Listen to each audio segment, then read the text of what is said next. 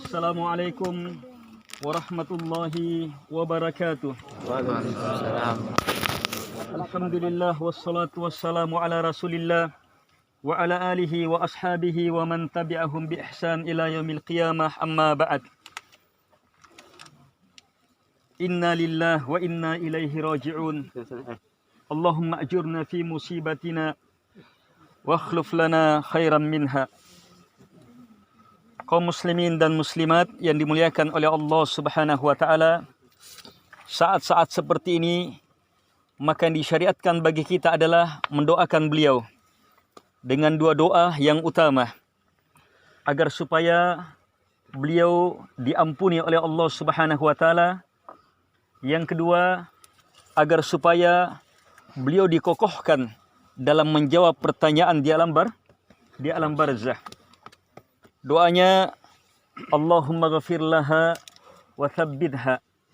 Ya Allah, ampuni dia dan kokohkan dia.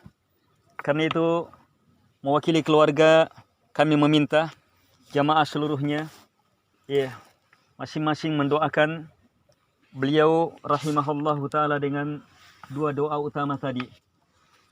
Ya Allah, ampuni dia. Ya Allah, kokohkan dia dalam menjawab pertanyaan di alam barzah. Baik, doa yang terbaik menghadap kiblat.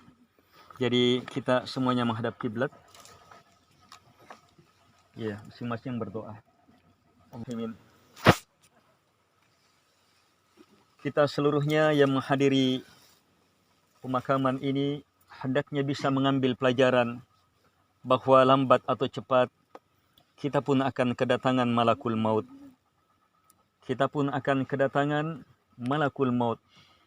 Yang kata Allah Subhanahu wa taala, "Wan nazi'ati gharqa, wan nasyitati nashta."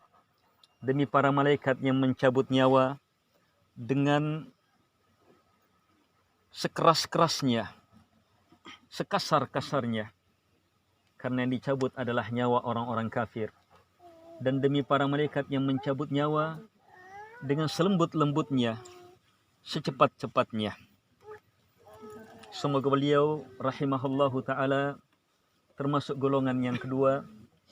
Saya sendiri menyaksikan bagaimana beliau mengakhiri kehidupan dengan ketenangan, dengan kedamaian, tidak dengan kegelisahan. Didampingi dengan hampir seluruh anak, dengan doa, dengan bacaan permohonan kepada Allah Subhanahu wa taala. Dan beliau dalam waktu yang tidak terlalu lama menghembuskan napasnya dengan ketenangan pula.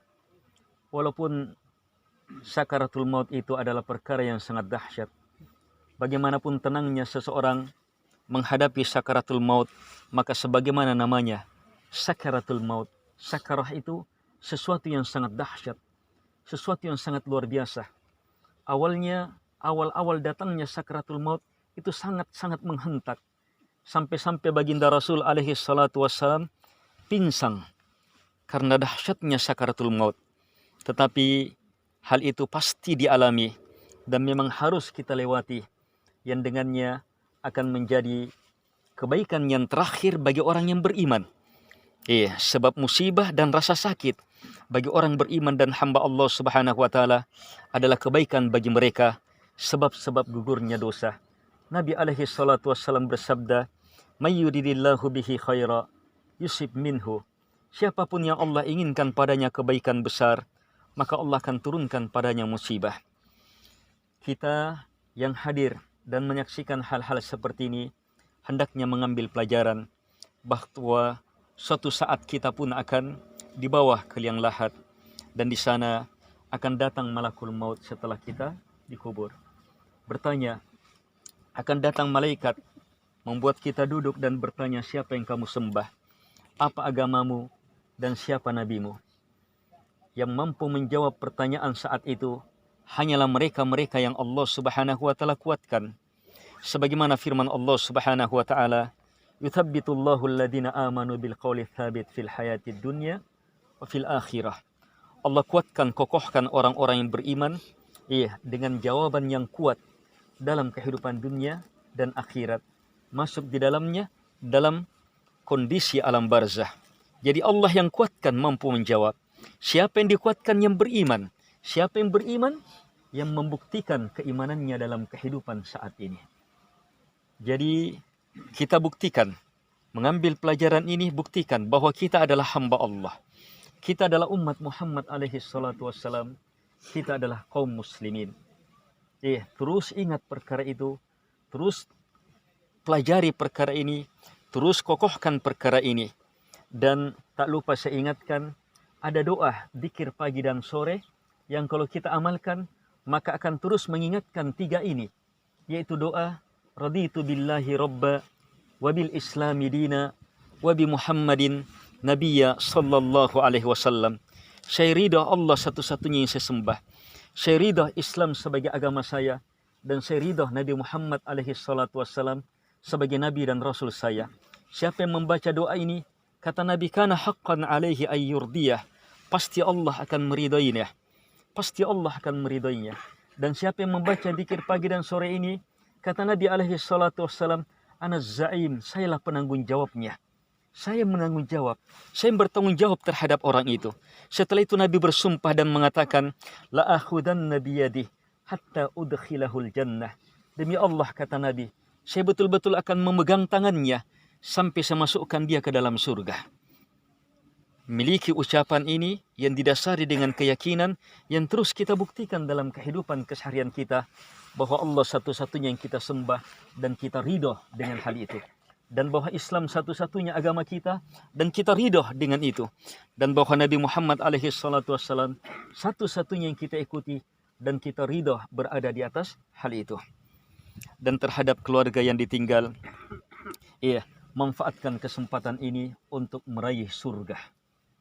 Musibah yang besar adalah kesempatan untuk meraih surga, untuk hamba Allah, untuk kaum muslimin. Nabi dalam hadits qudsi mengatakan, Allah subhanahu wa ta'ala berfirman, Mali abdil mu'min, idha qabattu safiyahu min ahli dunya, fasabara wahtasaba illal jannah. Kata beliau alaihi salatu wassalam, bahwa Allah subhanahu wa ta'ala berfirman, tak ada yang saya peruntukkan untuk hambaku yang beriman, ketika saya cabut orang yang dia cintainya, saya ambil orang yang dia cintainya, kemudian dia bersabar dan mengharap pahala, tak ada untuknya kecuali hanya surga. Jadi bagaimanapun pedihnya, bagaimanapun sakitnya, yakinlah, di balik semua itu ada surga Allah subhanahu wa ta'ala. Caranya sabar, tahan hati, tahan mulut, tahan gerakan, dan harapkan pahala di sisi Allah subhanahu wa ta'ala. Harapkan surga Allah subhanahu wa ta'ala. Dan terhadap beliau yang telah mendahului kita, kalau ada pinjaman beliau, mungkin yang tidak diketahui oleh keluarga, maka tolong dimaafkan atau segera mendatangi kami. Hanya setahu kami keluarga, beliau rahimahullahu ta'ala, ini orang yang sangat jauh dari hal-hal yang semacam itu. Kehidupannya Masya Allah, kehidupan yang penuh dengan kedamaian, kebaikan. Semoga itu menjadi tanda-tanda yang jelas bahwa balam barzah akan menjadi kebaikan yang lebih kebaikan menjadi kehidupan yang lebih baik dari kehidupannya di dunia. Mari kita doakan beliau agar supaya kedamaian yang beliau dapatkan di alam barzah semakin menjadi kebaikan baginya yang berterusan sampai negeri akhirat. Allahumma ghafir laha warhamha wa'afiha wa'afu anha wa akrim nuzulaha wa wasi' madkhalaha waghsilha bil ma'i wath thalji wal barad wa naqqiha kama naqaita thawbal abyad min ad-danas wabdilha daran khairan min dariha wa ahlan khairan min ahliha wa adkhilha al-jannah wa a'idha min adabil qabr wa min adabin nar. Allahumma wasi' qabraha, Allahumma nawwir qabraha, Allahumma afishha firash min al-jannah, Allahumma a'idha min adabin nar. Innaka antas sami'ul alim wal jawadul karim. Wa sallallahu ala Muhammad wa ala alihi wa sahbihi wa sallam tasliman katsira. Wa akhiru da'wana anil hamdulillahi rabbil alamin. Wassalamu alaikum warahmatullahi wabarakatuh.